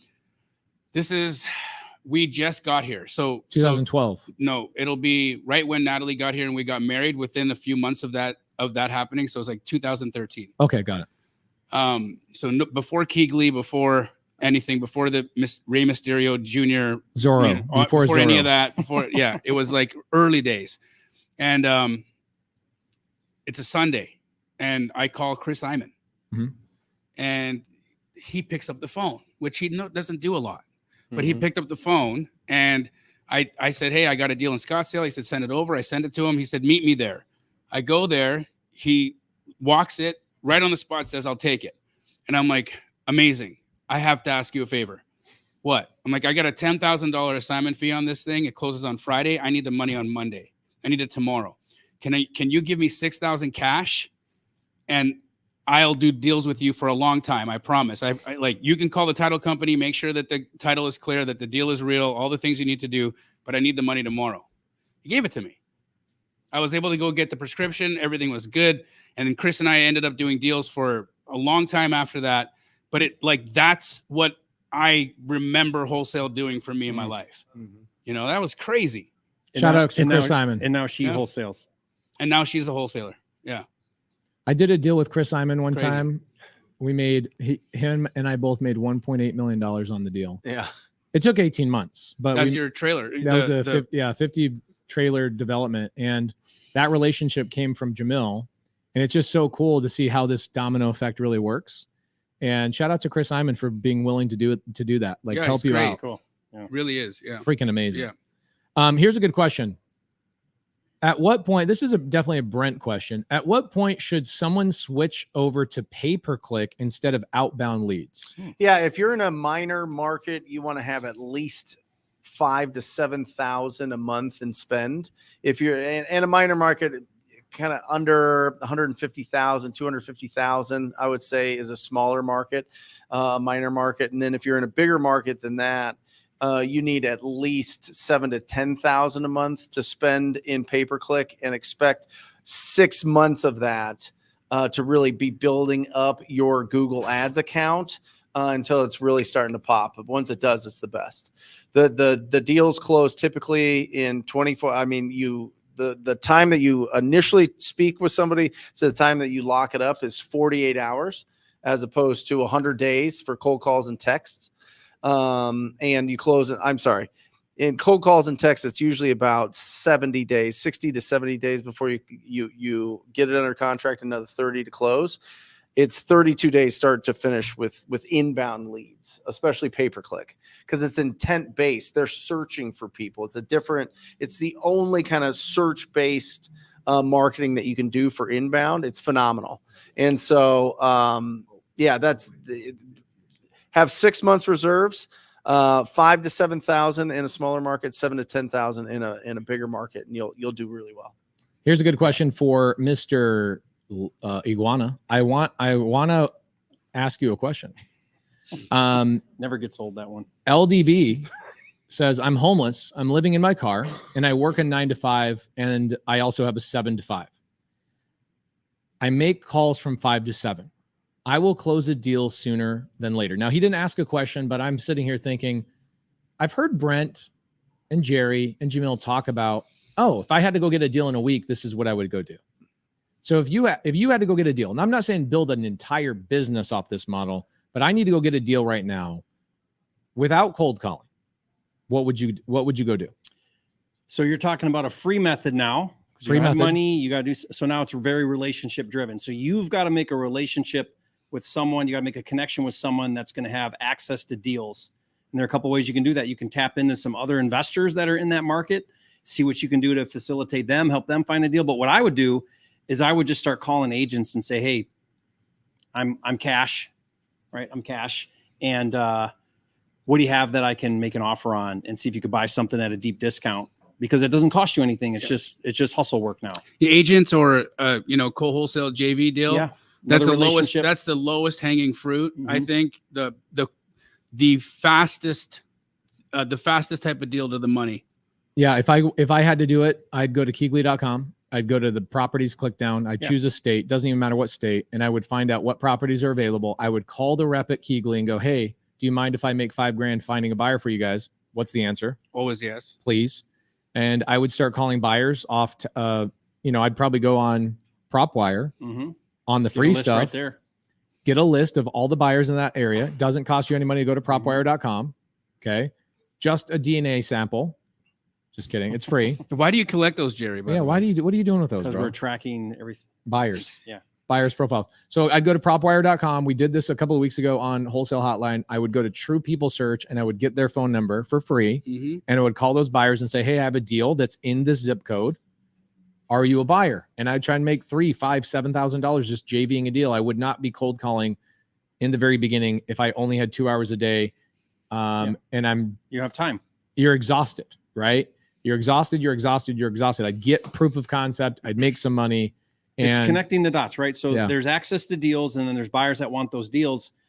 Make those right the- relationships, and you can bring The those two reality together. is the buyers who want those deals, they're spending their entire day at Floor and Decor at their projects doing this. They're not in their email, even though how many times have we had a deal sold by another wholesaler to a buyer that's on our list all the time. every day? Yeah. Every single day. How does it happen? Why does it happen? Because they're not looking. They're out in the phone world for them and They not pick you. up, yeah, they pick Yeah. up. Well, my guy maybe didn't call, or maybe they just kind of they see the text message and they're like, oh yeah, I'll look get at to that it later. And that's the typical investor who's really busy's mindset. But then now all of a sudden they get a number they don't know, or they get a text from somebody they don't know, and they're like, oh, what's this about? Mhm. They pick it up Mhm. and they get to connect the dots. It happens every day. Okay, so this is a good one. A lot of people in our community, Sub2, are using something called LOI Blaster. Okay. LOI Blaster makes it so you're not calling agents, agents are calling you. Mm. And so what LOIBlaster.com does is it costs, I think it's $500 to set up, $100 a month. And I'm doing it live actually all week next week. I formed a team. Anybody in Sub2 in my community in Arizona want to be on my team in Arizona? Bash Brothers, you guys need to be leading your own team. Same thing with you, Doug. Come on. You should be leading your own damn teams. You guys can't, it would be the all-star freaking team. It'd be Michael Jordan, Scottie Pippen, Dennis Rodman. Bro, we can't have all of us on the same team, So I'm forming a team and I'm streaming it live. I'm showing people start to finish how to build a business in a week. And we're using LOI Blaster. Why? because it will send out 100 LOIs to on-market deals over 100 days. And those agents, out of 100 LOIs, letter of intent, basically a soft offer, you get about 30 inbound inquiries. Agents saying, hey, what's this offer all about? Can we get on the phone?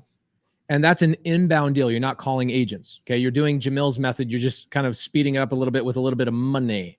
So if you have some money, you don't have a lot of time, you want to speed up those agent conversations, you can force 30 conversations to happen within 24 hours, really, really quickly.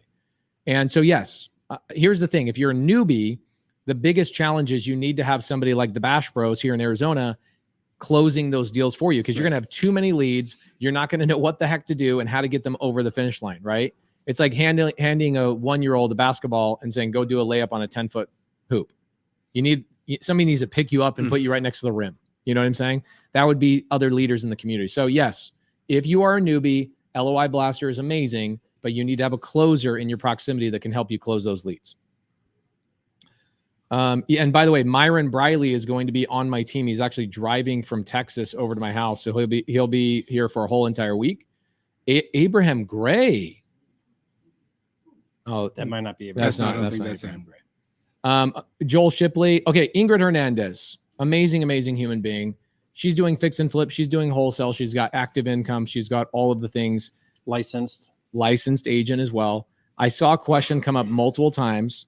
We have Mr. Jerry Norton in the house. Pace, Jerry, Jamil, Brent, what states should I avoid wholesaling in right now with legislation coming out? Where should I avoid? If I'm going to start, what are the states I should stay away from? Well, I wouldn't stay away from any of them. I would just adjust in the states where you want to transact. Like, I wouldn't let that stop you. Yeah.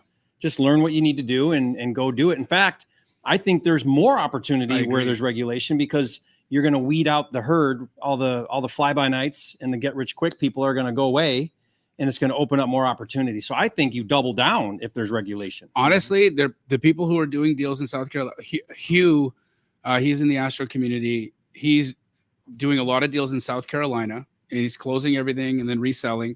And he's laughing. Yeah, He's laughing. He has no competition.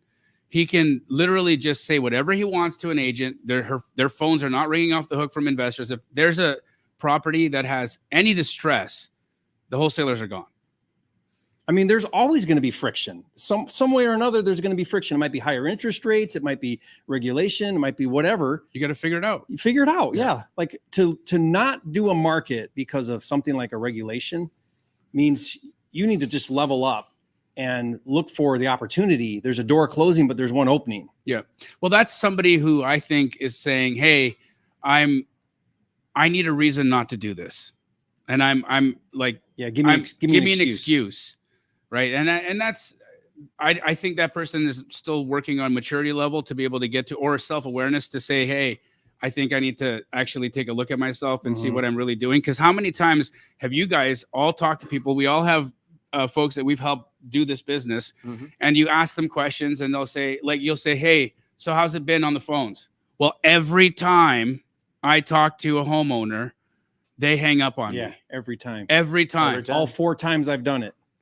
And that's what it is, right? So they create the story in their head that it's every time, right? But they've only tried it 2-3 times.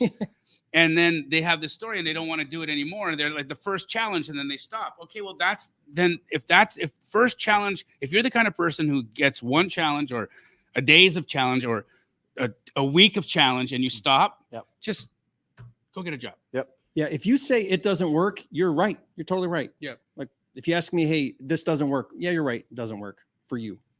Yeah. DTS and DTA. Okay. DTF? Yes. Sometimes. What does that mean? I Friday. have no idea. Ask your wife. Okay. She knows. Okay. So DTS, direct to seller, and direct to agent, also known as off market and on market primarily. Okay. Awesome. So DTS, this goes into what you guys are talking about right now. DTA, if you go onto my YouTube channel and you go to the lives that we did about 2 weeks ago, I called 20 agents back to back, and I did not have one bad conversation. Not one bad conversation. Why? I think direct to agent is easier for a newbie because you can acquire assets from those agents regardless of the deal you're talking about. Mhm. The deal you're talking about is an excuse for you to talk to that agent. That's why we call to talk to them, not to Right. get a deal necessarily. You're practicing scripts. Okay. You can get those at talktopeople.com. Right? No. Damn it. What's the website? Well, we used to have it at wholesalinginc.com, but it's been hacked by like, I don't know, some foreign country Bigger 1,000 pockets. times. Bigger Yeah, pockets Bigger didn't like how Pockets good your hacked it, scripts yeah. were. They're bigger pockets. Come on, guys. Don't be trying to steal people. What are Bigger they pockets. doing? The scripts were free. Why'd you need to hack them? Okay, so you practice your scripts. That's a Yes. good thing. Yeah. You can ask the agent, hey, sounds like this deal's not a good deal for us to talk about. Yep. However, I have people that need contractors. Do you know any reputable contractors? Hey, I need a reputable hard money lender. You can walk away from every conversation with an agent with a new resource. Yep. And so when you're a newbie, always look at your conversations with the agent. The deal is not the reason you're calling. That's the appetizer. The meal is the practice of the scripts, getting new contractors and building a relationship that way. Like, hey, I actually have a client looking for a hard money lender. Do you have somebody you work with? Hey, do you have a title company you really like? I'm new to town. Everybody wants to help somebody else out. Just act like you're new and sound stupid too. Hey, I'm new to town. I'm building new relationships. It sounds like this deal's probably not going to work for us. However, I'm looking for 3 things. Do you have any one of these things that I can get? Not one time will you get off a phone call with an agent ever. Even if the deal doesn't work out, you will never get off a phone call if you do those things and go, that was a waste of my time. I'll give you the best part-time, no budget. Anybody can do it in 30 seconds a day, and you'll get 4 extra deals this year. Okay. And a deal is average size of 20,000, 15,000, 12,000. What you do is you go on to the RIA sites. I see you, Mike. Great to see you. You go into the RIA sites, you go onto real estate investing sites, you go into the realtor sites on the groups in Facebook, and start friend requesting everybody until you get 5,000 people that are you're friends with that are in the real estate space. And then you do the bravest thing of all.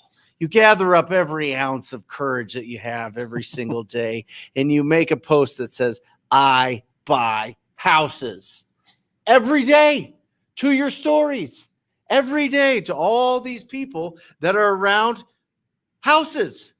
And every single day they're going to see it.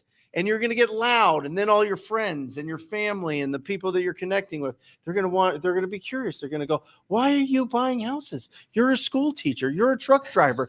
You're in the Air Force. You're a nurse. You're this and that. You're this label. Yeah, but I also buy houses. Do you have any houses? The uglier, the better.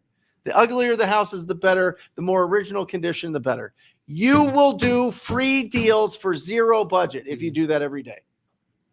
I promise you will do deals if you do that every day. It's actually ridiculous. people are gonna- That move nobody. you're talking about right Nobody now, will do it's called the Henry Washington, by the way. Right. Yeah. What are you talking about? That one he just talked about. That's the Jamil Damji. That's when I learned it. I was I'm doing just, this in 2017. This has been going on Just- since just- forever. just It used to posting be- on I your just stole it story. It from used to you. be magnets on your car. It used to be Brent, business people aren't going to do cards. it. Hold It's- on. It's too It used easy. to People be- aren't going to do it. People from my It's too church are going to judge me, Oh my gosh. and people from my Then you 9 to 5 go job. block, Yeah, hide. that's easy. Block. That's easy for you to say, Brent. You have 1,000. You can There's get somebody- 5,000 people. You can get 5,000 people that are just going to see your stuff. And the more you post, guess what happens? The more people see it. It's And kind then of all ridiculous. of a sudden, are people going to give you money to buy properties? Oh, yeah. You can raise funds. You can make unbelievable connections with real estate agents, title companies, hard money lenders, the people that bid down at foreclosure auction, cash buyers, investors, people that make millions of dollars will DM you. And if you're really smart, I mean, we got Dina Jones here from Fidelity. Come on. Dina Jones, what I up? have my relationships with the title companies that I've worked with over the years have been probably one of the, outside of agents, they've been one of the most profitable relationships, because the title companies, they're the referees. They're seeing all the action going. They're in every game. They know who the players are. They know who scores. They know who doesn't. They know who sucks, who's good. And if you really, really are smart about it, you'll connect to the right title people. Like she's in here. Everybody who's doing deals in Arizona needs to see her before you leave, because there's an opportunity there to sit in their office and say, hey, show me the script. Tell me who's moving here. Who should I connect to? And a title company will actually cut you to the front of the line if you do it right. Are there any deals that have fallen out that I could All the see if I time. could help out about? All the time. And It's powerful. And you get into the secret back room dinners where they have all the peppermint patties. all Wow. the peppermint And free patties. pizza. Don't they have free pizza all the time? They got free. Is that they have a champagne room? They got, well, not a champagne room, but if you go to a title company, you can guarantee to get some peppermint patties. If you're ever hungry, go to a title company. That There's is true. always chocolates, pepperment Well, patties. in the conference rooms. Listen, the title companies put together the best local masterminds. Always. Let's be honest. Yeah. They connect you to the people that are doing the most business. And they'll help you put on your mastermind. If you wanted to say, course. hey, I want to do a meetup. meetup, but I don't really have the funds to, feed and get refreshments. Title company says, okay, we'll help you out. They cover that bill. And now you're in a room with a couple hundred people. It's the hub of all the spokes on the wheel. Yeah. Everything goes to the title company. It's really or closing interesting. attorney, depending on your That state. advice is so easy to follow, Yeah. but most people It's will too easy. never. Imposter syndrome. They'll never use I have social imposter media. syndrome. Yeah. Like we just said it. I just pointed her out to you. And how many of you guys will actually have the conversation before you leave? That's what I'll actually ask you tomorrow. Yeah. Boom. We'll see. Okay, here we go. Challenge Here's a thrown good down. question for Mr. Jamil Damji. You do a lot of virtual wholesaling, probably Yes, more sir. than anybody I know. When virtually wholesaling in a different state, how do I get someone I can trust to go inspect the property? Mitchell, I can tell you are not in any one of our communities, Yeah. because anybody in here in our community just know you could do a deal in any state and you got somebody that you can rely on, right? Okay, so there's the answer. Being an actual community of people, not just a free Facebook group. That's the answer. But if you want the free answer, Jamil, what do you got? Well, I found a national inspection company, Inspectify. I think if you go to inspectify.com/Jamil, I get $20 or something like that. But So tacos on you tonight? yeah. Okay. But no, By the way, are the tacos going outside? Did you guys see taco people? Okay, sweet. Jamil's paying for that because he's got a. What's the code again? it's inspectify.com, and I don't think there's a / low code. Jamil. It's really just inspectify.com. Okay, got it. I'm playing around. Okay. But they are national, and they will do an inspection, I think, for like $200 or $250. So it's a really inexpensive inspection report. It's just the major things, but you can use that inspection report to do a renegotiation for whatever purposes, right? Your inspection reports, and if you can afford them, I do them on every single deal. Anytime I'm under contract on a deal, first thing I do, open escrow. Second thing I do, inspect the property, because then I have leverage. Because whether or not I wholesale the deal, or if I decide I want to take the deal down, the inspection is going to tell me all the things that are going to be over and above what I originally thought the property was going to need. And it's a And now value add to your buyer, so you can pass it on to your Absolutely. buyer. Yeah. Absolutely. And now I have a legitimate reason to renegotiate if I have to. Not that I do that, not that I want to do that, but the reality is that you don't always see from the photos what's going on in a property. Yeah. And so these inspection reports, if you use them correctly and you do it with class, and you don't always renegotiate, but when it's appropriate, you can make at least 10-15% more on your deals, and you can actually create deals where maybe deals weren't going to actually pencil out. Ingrid Hernandez wants to know, Brent Daniels, what your crystal ball says about the upcoming real estate market. What's going to change? Interest rates are going down, so wholesale goes away, gets better. What Listen, happens? Jerry will agree with me on this. Okay. Great deals sell fast. What does it feel That's like? it. To have, what does it feel like to have crystal balls? Is what I want to know. You got to be gentle. Yeah, you can't bang them together too hard. You got to be real gentle. But yeah, I mean, I think it's gonna be interesting. I think it's interest rates dropping is always a fun time. Buyers kind of Come out of the woodwork a little bit. come back into the market, and sellers for that matter. So we'll see if they keep on the schedule that they have projected, where it's going to continue to go down a little bit at a time. But great deals sell fast. I mean, it doesn't matter if you're in a good market, a bad market, a sideways market, or whatever. If you get a smoking hot deal, it's going to sell really fast. And so negotiate really strong right now. I don't see a lot of hedge funds coming back and buying right now, but maybe with interest rates going down, they'll be able to Fix and do flippers that. are chomping at the bit right now. Fix and The flippers are mortgage going, bro. applications spiked, Mhm. and when Yeah. mortgage applications spike, the fix and flippers start to drool. We sold more houses in one day at Keighley last week than we had all year. When It was the 12 dr- houses in a single day because of the announcement. because of Yeah. the announcement. Yeah, that's insane. Love that. Tyler Townsley, the other part to the Bash Brothers. Is Tyler Is here? Tyler here. Oh, Tyler, where you at, bro? It's right here. All right, you How did handsome he- how did son of he a gun. make this post? Because he's right there. He's so good. Is he on his phone right now? He's on his Android. It works. Okay, Tyler Townsley says, "Hey, Jamil, I love this idea. This is amazing. Jamil, what's that link again that you have? Inspectify. Inspectify." Tyler says, "I did an inspection on a property. That's him and his partner up in Payson, Arizona. They ended up getting a $40,000 price drop on a property in Payson, but we did not drop it just to drop it. Yeah. This It's justified. which is very important because Yeah. you'll see people that teach this stuff. There was a guy a couple of years ago. His name is Chris. I won't say his last name, but he was charging people $25,000 to learn The old bait and switch. the old bait and switch method, which was wait until the day you're supposed to close escrow, call the seller up and say, hey, our financing fell through. We're going to have to cancel, da, da, da, da. I just did a video about that.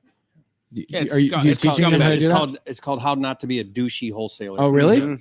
It's about that. I don't even know how to spell douche. I had to Google it. Okay. Is it DOOSH? DOUCHEY. You can fault me for spelling it that way. Come on. But yeah, that's one of the reasons why wholesaling is being regulated, guys, is because that is what some people will do is they will wait until the last minute, get the seller into a bad situation. Tyler did it You the right hauls in way. the driveway and then renegotiate. or just Well, you know, what do you guys feel about in the inspection period doing an inspection, putting it on? Well, I mean, this is the open door difference. offer pad. This is every Yeah. single buyer that's ever bought a Yeah, property it's a part is of the going to go process. for a price reduction and or repair those items, right? Here's how I Why kinda don't we look do at it more often? Here's how I I do kind of all look the at time. it. I do it all the time. It needs to be the exception, not the rule. And you better have legitimate cause. So that's what Yeah. Jamil's saying. Jamil's actually doing an inspection, and Jamil's not going back with the inspection and saying, oh, hey, it needs carpet and paint. That's obvious. Yeah. What he's doing is saying, hey, there's a foundation problem here. Right. I And if didn't know there's no about this. problem, then there's no renegotiation. Remember, your contract is as is. So Yeah. anything that's obvious and visible, you're not renegotiating on that. You're Correct. renegotiating on some unforeseen thing Yep. that was discovered. Yep. So, and you're bringing a legitimate report to justify that reduction. and That's and not if, shady. no, That's it's not. being- And the reality is that when you're dealing with a home that's built in 1940, 1930, 1950, they're typically going to need a new panel. Yeah. Right. There's going to be things in there that they're likely going to need, and the inspector is they're going to tell you all of the things that are past their service life.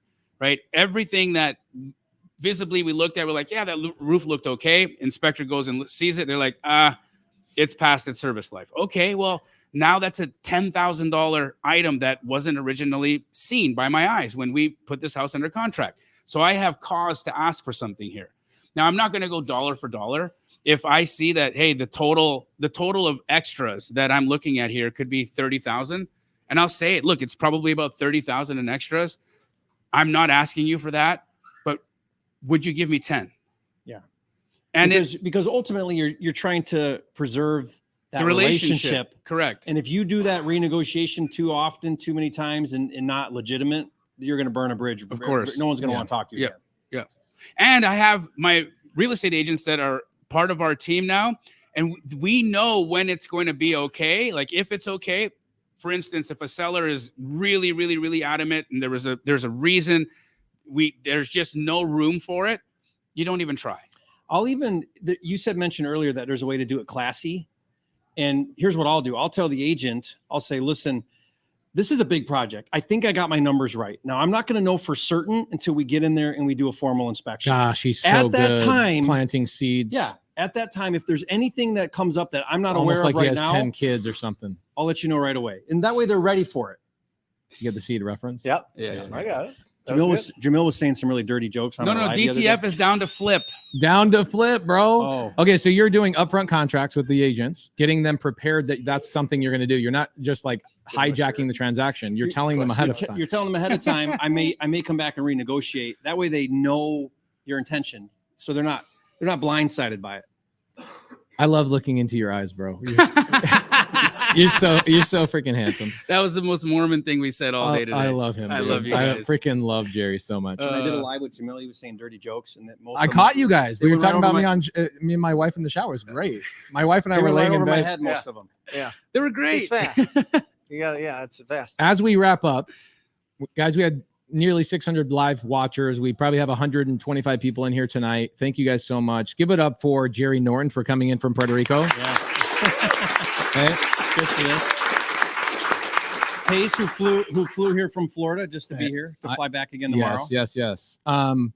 Now, today is special because all four of us have not been in the studio probably ever. Nope. One and two, we are going to re-record the intro to Wholesale Hotline. Jamil has a completely different facial hair situation going on. I'm also 80 pounds lighter. Yeah. Welcome to Wholesale Hotline. Yeah. These are my cheeks. So I have nuts in them. Hi, Corbin. Come in here. What? Oh, you have been? Okay, great. Say, hey, say Jerry's a flipping genius. Hey, Jerry's a flipping genius. That's right. Yeah. So as we wrap up, guys, don't leave right away. We want you guys to be in our Wholesale Hotline intro that will probably play for the next 4 years because we have not changed this intro for 4.5 years. Mm-hmm. Crazy. Bobby Two Hands is going to record this. Should be a lot of fun. As we wrap it up, what do you guys have going on this week that we can tell everybody about? Flying to Tampa tomorrow for the family mastermind. So that's going to be really, really cool. Get to connect with a lot of real estate coaches and education companies, which is really cool. My live show will be back on next Wednesday at the usual time, 1 o'clock Eastern Standard Time, 10 o'clock Pacific Standard Time. So this week I'm going to be going to Philly with Pace. hey. We're going to be doing a meetup in Philly and then also lecturing at Penn State the next day. So we got a week ahead of us. It's going to be fun. Professor Jamil Damji will be teaching at Penn State. We actually have 3 meetups this week. We have Philly, we have Penn State, and we have DC. Wow. I don't know if you'll be for. Will you be for I there? don't think I'll be there for DC. Go to whereispace.com to get access to all the links. We are doing meetups in all 3 of those locations. Jamil will not be there in DC. I will be there in Philly and I'll be there in Penn State. Philly's going to be a late night meetup. We're going to be having Philly cheesesteaks probably at 11 o'clock at night like we did last time. Yep. Hanging out at a historic venue where somebody was shot. It's going to be great. And while you're gone, I'm going to be swimming in your pool Yes. Yep. and using your weight room. And, Look at Corbin. She's like, what did you Right? say? and guess what Corbin, guess what we're doing tonight? Scorpion hunting. Yay. We'll put them in the oven. We'll put them in the oven. Wow. I have a very violent daughter. She did not learn this from me. She learned this from Jerry. Uh-oh. We're gonna torch them, maybe freeze them. They're gonna suffer. Are you and your wife doing your live this week? I don't know. You have a whole Maybe. studio next door that I At will your not be house, using. yeah. We're staying at Pace's guest house. We're here for like 2 weeks, so it's gonna be fun. Okay, you guys should. So when do you guys do your marriage live? We've been doing it off and on because it's summer, but Are you going to do it in the next 2 weeks? yes. Okay, stay We'll tuned to use your Jerry's And- live. Jamil and I are doing a live event. We're doing it's agent immersion, not Yep. Asian, agent immersion. And we're doing it in Puerto Rico. So we'll probably we'll try to squeeze in a live. Yeah, we'll squeeze in a look live at your this week. schedule, but Yep. but that's coming up here. And when are we doing it? November. November. Nice. And there's some spots open. So guys, it's gonna be really good. Is there a website for that? JamilAndJerry.com? JerryandJamil.com. JerryandJamil.com for more details if you Yeah. want. Guys, we love you so much. We appreciate you. And instead of doing the outro tonight, we're going to do the intro as we phase out because we want you guys to watch this intro one last time that's been going for the last 5 years as we say farewell to this intro. Bobby's going to make a new one, so you'll have a new one all new next week. We'll see you guys next week for Wholesale Hotline. Peace. We out. Love you guys.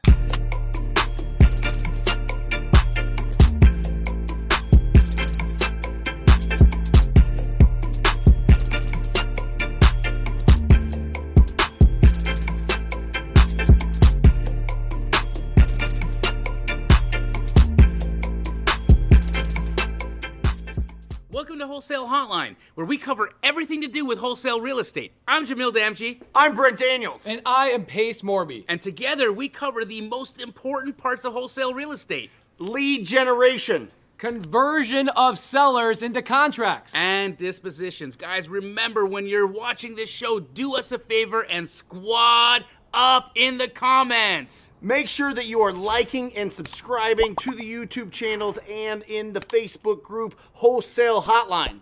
Most important, we want to know we're doing a great job for you and helping you build your business. So go give us a review on iTunes and or Spotify. So squad up and enjoy